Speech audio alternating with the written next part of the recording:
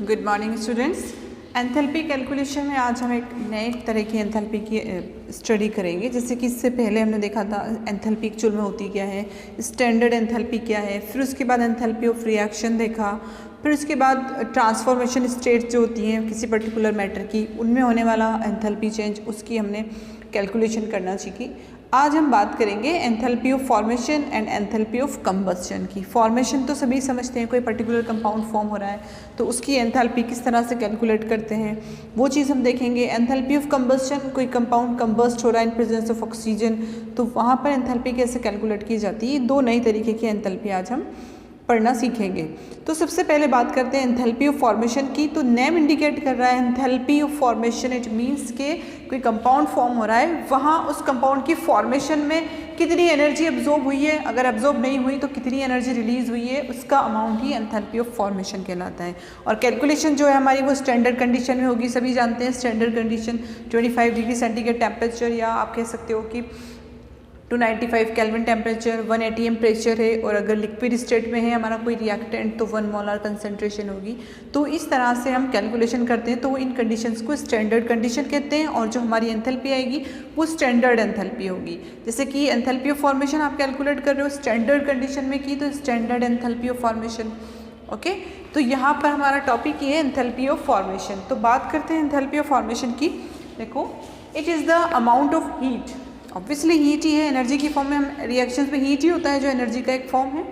Amount of heat released और absorb when 1 mole of a compound, 1 mole compound के लिए है, 1 मोल कंपाउंड इज फॉर्म्ड, बनता है बाय इट्स कॉन्स्टिट्यूएंट, उसके जो भी कॉन्स्टिट्यूएंट है उसे बनाने वाले elements, okay, in their free natural state. Condition क्या हो गई कि जिन एलिमेंट से वो बन रहा है ना, जिन कॉन्स्टिट्यूएंट से वो बन रहा है, वो कैसे होने चाहिए, अपनी नेचुरल स्टेट में ही अगर वो प्रेजेंट थे तो उस एंथैल्पी को आप क्या कहोगे, एंथैल्पी ऑफ फॉर्मेशन कहोगे। जैसे कि आप देखते हो वाटर की फॉर्मेशन होती है, H2O बनता है, किस किस की कॉम्बिनेशन से, H2 + O2, 1 मोल जो भी बना उसका, तो 1 मोल वाटर की फॉर्मेशन में जितनी एनर्जी रिलीज हुई या अब्जॉर्ब हुई उसे आपने enthalpy of formation of water की दिया।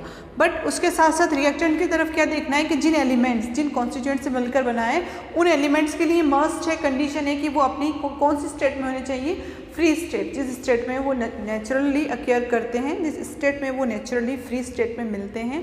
कोई H2 की फॉर्म में मिल रहा है, hydrogen, carbon simple carbon mono atomic form में मिलता है, कुछ एटम्स ऐसे हैं जो कि पॉली एटमिक फॉर्म में मिलते हैं, जैसे P4 है, फॉस्फोरस है, सल्फर है। ओके, तो इस तरह से हमें ये चीज़ भी नोट डाउन करनी है। कुछ एग्जाम्पल लेते हैं, एक क्वेश्चन भी हम करेंगे जहाँ से हमारी ये कंसेप्ट और अच्छे से क्लियर होगी। डेफिनेशन हमारी यहाँ कंप्लीट होती है। एक एग्जाम्पल यहाँ हमें दिया गया है फॉर्मेशन को समझने के लिए। H2 है, ओके, O2 के हाफ मोल है, ये नहीं मैटर करता कि इनके कितने मोल ले रहे हैं, बस मैटर क्या करता है कि आपका बनने वाला जो प्रोडक्ट है उसका 1 मोल बनना चाहिए।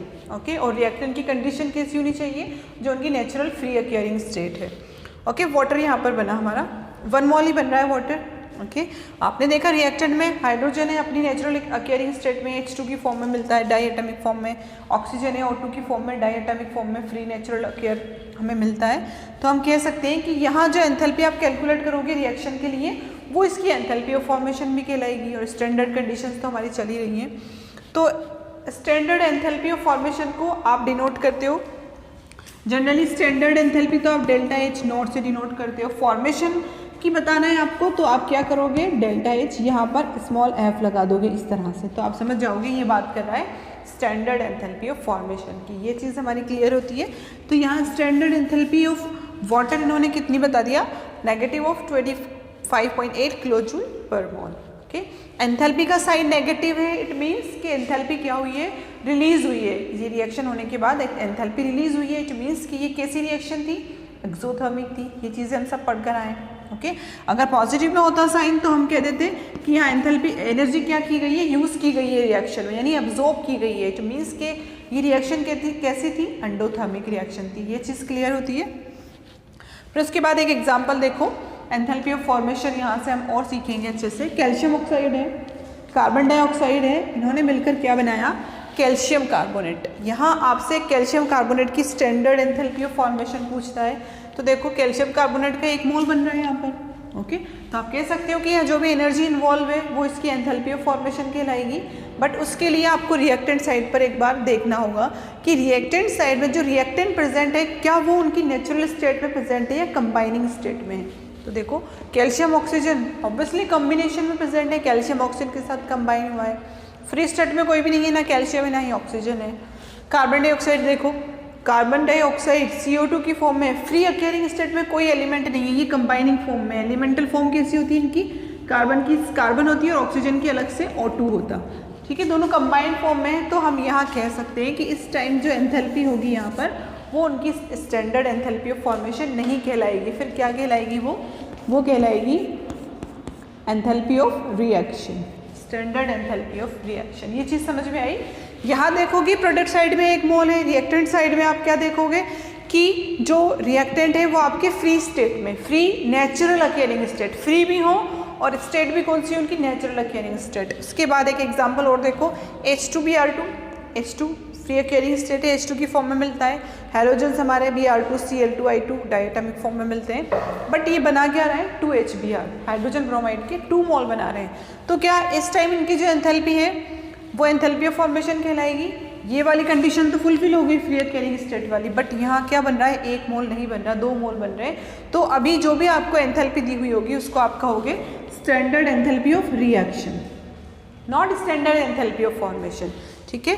नेचुरल अकेयरिंग स्टेट है बट यहाँ 2 मोल बन रहे हैं। तो अब इस स्टेट में आप क्या कर सकते हो, जब रिएक्टेंट आपके नेचुरली अकेयरिंग हो बट बनने वाला जो प्रोडक्ट है वो उसके 2 मोल बन रहे हो, तो आप क्या करोगे कि इस इक्वेशन में, इस बैलेंस्ड इक्वेशन में जितने भी कोफिशिएंट्स हैं आप उन्हें क्या कर लोगे 2 से डिवाइड कर दोगे। 2 से डिवाइड करते ही 1 हो जाएगा, 1 मोल हो जाएगा। ये चीज़ क्लियर हुई।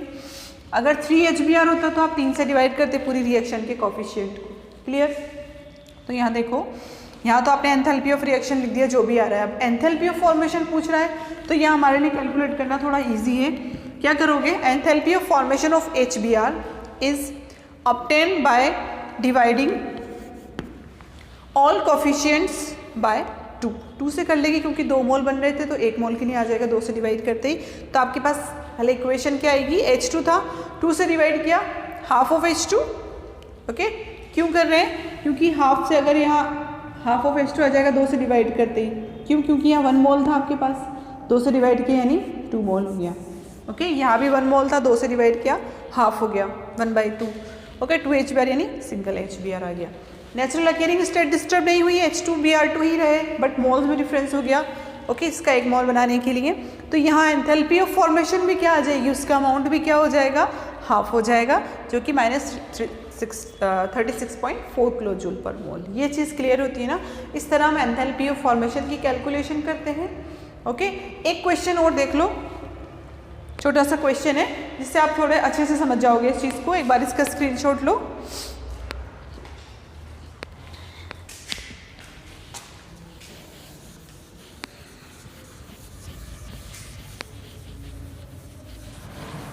यहाँ देखो, कार्बन डाइऑक्साइड की फॉर्मेशन आपको बता रहे हैं। कोई रिएक्शन दी हुई है, carbon plus oxygen, they are giving us CO2। अब आपसे क्या पूछ रहे हैं, calculate standard enthalpy of formation of CO2। ये कैलकुलेट करना है। इफ क्या दिया हुआ है आपको, if standard enthalpy of CO2, इस तरह लिख लो, standard enthalpy of CO2 is -400 kilo joule per mole. ये चीज़ क्लियर हुई। ओके, आपसे इसका फॉर्मेशन, एंथैल्पी ऑफ फॉर्मेशन पूछ रहा है, जबकि आपको दिया क्या है, सिर्फ स्टैंडर्ड एंथैल्पी दिया है CO2 का -400 किलो जूल। ये चीज़ समझना, दोनों में डिफरेंस है। एंथैल्पी ऑफ फॉर्मेशन और स्टैंडर्ड एंथैल्पी दोनों डिफरेंट हैं। तो अब सबसे पहले आप देखोगे कि हमारे पास जो एंथैल्पी निकालने के लिए, स्टैंडर्ड एंथैल्पी किसी रिएक्शन की निकालना होती है आपको, तो फॉर्मूला क्या होता है, enthalpy of product minus enthalpy of reactant. ऐसे ही कैलकुलेट करते हैं ना रिएक्शन की एंथैल्पी। तो देखो, प्रोडक्ट के लिए आपको दिया हुआ है, ऑलरेडी गिवन है CO2 के लिए रिएक्टेंट्स का हम फाइंड आउट कर सकते हैं। कैसे फाइंड आउट करेंगे? दोनों रिएक्टेंट फ्री नेचुरल अकेयरिंग स्टेट में, तो इनकी स्टैंडर्ड एंथैल्पी क्या हो जाएगी? 0 0। समझ में आ रही है ये चीज़? तो enthalpy, standard enthalpy of reaction product के लिए -400, ओके। और क्या माइनस करोगे इससे आप? रिएक्टेंट, दोनों रिएक्टेंट की एंथैल्पी, एक कार्बन है प्लस एक ऑक्सीजन है। अब दोनों के लिए हम जानते हैं कि फ्री अकेयरिंग स्टेट में तो इनकी स्टैंडर्ड एंथैल्पी 0 हो जाएगी। तो enthalpy of reaction will be -400 kilo joule. ये चीज़ क्लियर हुई। एंथैल्पी ऑफ फॉर्मेशन अब आपकी क्या हो जाएगी? इसके जब इसकी एंथैल्पी ऑफ रिएक्शन क्या दे रखी है आपकी? -400 किलो जूल, 1 मोल के लिए दे रखी है। ये चीज़ समझना, 1 मोल के लिए दी हुई है, प्लस दोनों नेचुरल अकेयरिंग स्टेट में है, तो obviously enthalpy of reaction is equals to the enthalpy of formation. तो आप कह दोगे, यहाँ आपका आंसर सिंपल सा हो जाएगा, enthalpy of formation of CO2 is equals to the -400 kilojoule पर मोल। ये चीज़ क्लियर हुई। तो इस तरह से सिर्फ माइन्यूट से डिफरेंस है, उनको आपको ध्यान में रखना है कि कैसे एंथैल्पी ऑफ रिएक्शन कैलकुलेट करते हैं, फिर कैसे एंथैल्पी ऑफ रिएक्शन जो है वो पर्टिकुलर एंथैल्पी ऑफ फॉर्मेशन बन जाती है। ठीक है, ये सारी कैलकुलेशंस स्टैंडर्ड कंडीशंस में ही होती है, तो वहाँ कंफ्यूज नहीं होना कि कहीं हम स्टैंडर्ड बोल रहे हैं कहीं नहीं बोल रहे। तो सारी एंथैल्पी की कैलकुलेशन स्टैंडर्ड कंडीशंस में ही होती है। तो हमें ये चीज़ ध्यान में रखकर इस तरह से एंथैल्पी ऑफ फॉर्मेशन कैलकुलेट करनी है। आप इसको नोट डाउन करो।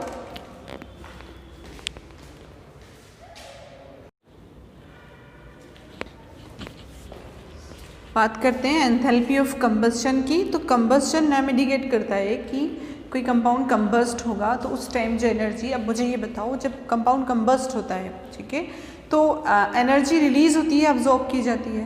ऑब्वियसली रिलीज़ होती है, तभी तो कंबस्शन से हमें, फ्यूल के कंबस्शन से हमें एनर्जी मिलती है और हम बहुत से वर्क उस एनर्जी से करते हैं। तो हम कहेंगे कि जब 1 मोल कंपाउंड कंबस्ट होता है, कंबस्ट भी कैसा? Completely combust, okay, completely combust होता है इन प्रेजेंस ऑफ ऑक्सीजन, तो उस 1 मोल अमाउंट की कंबस्ट होने से जो एनर्जी का अमाउंट रिलीज होता है उसे ही हम नाम देते हैं एंथैल्पी ऑफ कंबस्शन। और ऑब्वियसली स्टैंडर्ड यहाँ नहीं बोलेंगे, बट इसके साथ स्टैंडर्ड कंडीशन इसके साथ क्या होती हैं? अप्लाई की जाती है, इसीलिए से स्टैंडर्ड एंथैल्पी ऑफ कंबस्शन नाम देंगे। क्लियर ये चीज़?